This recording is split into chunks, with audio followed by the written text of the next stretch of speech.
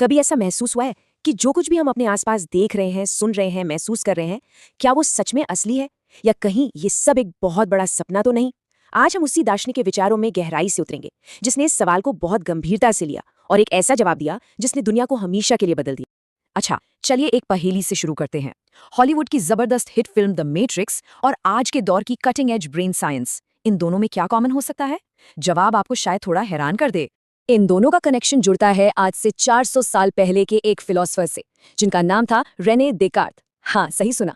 उनकी सदियों पुरानी बातें आज भी हमारी टेक्नोलॉजी, हमारी साइंस और यहाँ तक कि हम खुद को कैसे देखते हैं, उसे शेप दे रही हैं।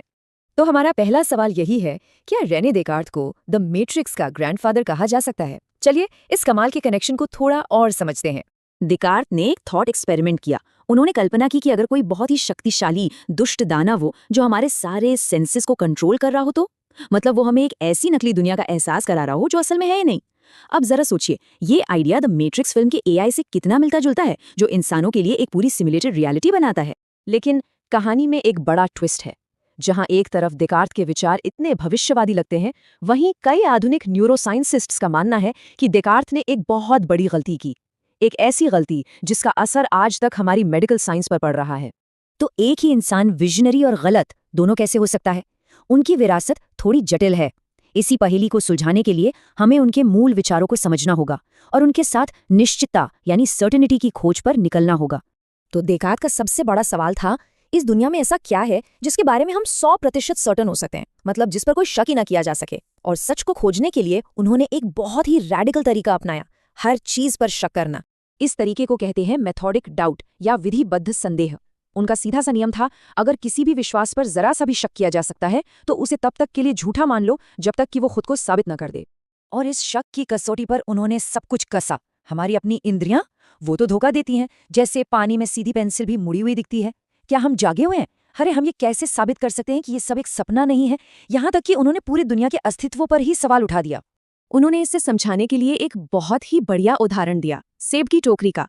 सोचिए, आपके पास सेब से भरी एक टोकरी है और आपको शक है कि कुछ सेब सड़े हुए हैं। तो आप क्या करेंगे? आप पूरी टोकरी खाली करेंगे, हर एक सेब को अच्छे से जांचेंगे और सिर्फ जो बिल्कुल सही हैं उन्हीं को वापस टोकरी में रखेंगे। ज्ञान के साथ भी यही करना होगा। तो जब देकार्त ने अपने दिमाग की टोकरी से सारे शक वाले विश्वासों को बाहर फेंक दिया, तो क्या कुछ बचा?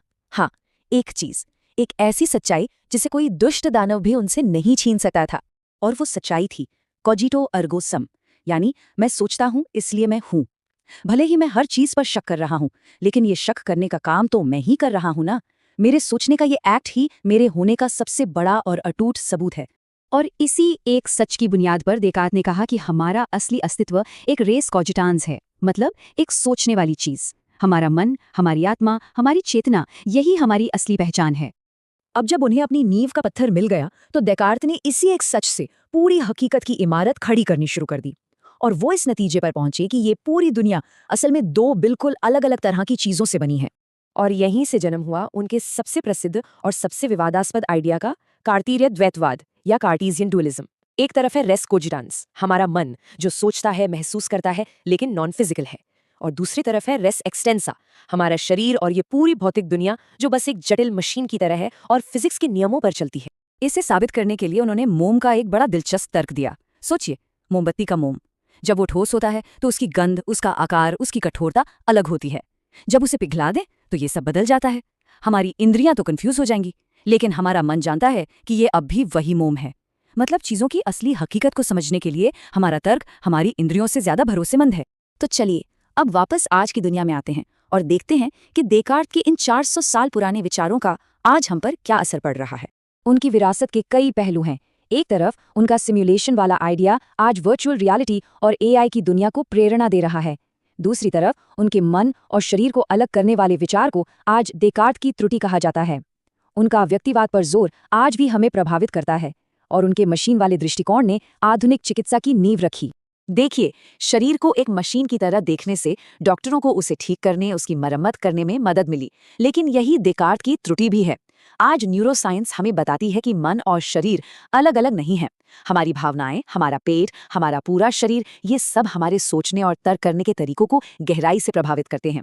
ये दोनों एक ही सिस्टम का हिस्सा हैं। डेकार्ट के विचार सिर्फ थ्योरी नहीं है, ये हमारी रोजमर्रा की जिंदगी के लिए एक प्रैक्टिकल टूलकिट की तरह भी काम करते हैं, ताकि हम बेहतर तरीके से सोच सकें और समस्याओं को सुलझा सकें। ये एक तरह से 400 साल पुरानी प्रोडक्टिविटी हैक है। जब भी कोई बड़ी समस्या सामने आए तो घबराने की बजाय डेकार्ट की विधि अपनाएं। पहला कदम, असम्पशंस पर मत चलिए। दूसरा, बड़ी समस्या को छोटे छोटे मैनेजेबल हिस्सों में तोड़ दीजिए। तीसरा, सबसे आसान हिस्से से शुरू करके धीरे धीरे मुश्किल की तरफ बढ़िए। और चौथा, काम पूरा होने पर दोबारा जांचिए कि कुछ छूट तो नहीं गया। आखिर में डेकार्ट से सीखने के लिए 3 बड़ी बातें हैं।